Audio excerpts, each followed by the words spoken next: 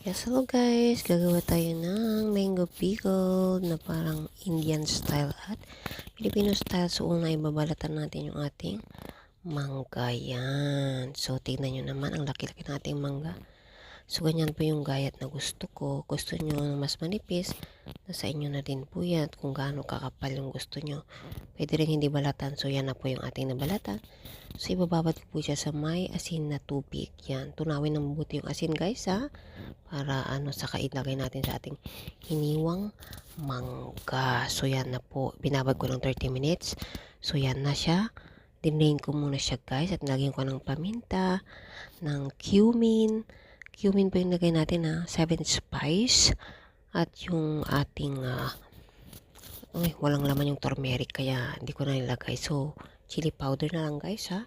So, yan po yung ating nilagay. So, ilalagyan po natin siya ng chili paste. Yan. Dapat damihan sana kaso konti lang. Kaya, yan lang po yung nilagay natin. Pwede mas marami. Saka yung suka. Suka po yung nilagay ko na huli ha. Tapos, nag-ano ako ng tatlong sili. Bali, hindi na fresh. Kaya, mas maganda kung fresh. Basta madaming sili, mas marasarap po sana. Saka yung mga ingredients ng mga fennel. Ganun kaso wala tayo.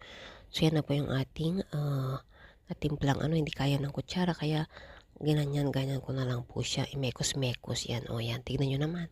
Napakasarap po yan guys. At sa, kailangan natin yan iburo ng 3 araw. Baka hindi na mabuburo. Tititikman ko.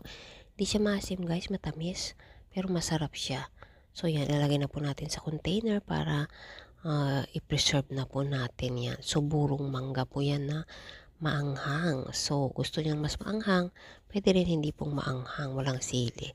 So, yan po ang aking style ng paggawa ng mango pickle. So, nakagawa ako ng 2 ganyan. O, tingnan nyo naman.